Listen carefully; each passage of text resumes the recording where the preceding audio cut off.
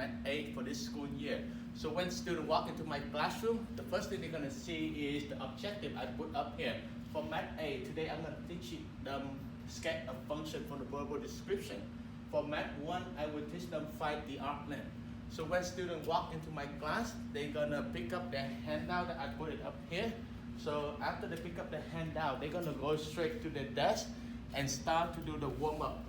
So every day, the student gonna start with the warm-up, and on the board, I will present the lesson. So during the first 5 to 10 minutes of the day, the student gonna go through the warm-up, and I will walk around to check on their work for the warm-up to make sure everybody on task. And then I will go through the lesson for the whole day, and at the end of each lesson, I will have the exit ticket that they need to do for the last 10 minutes.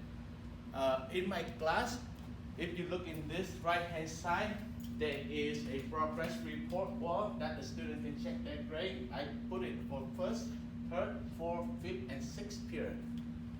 If you have any question, please contact me through email or through the phone call of the school. Thank you so much for watching.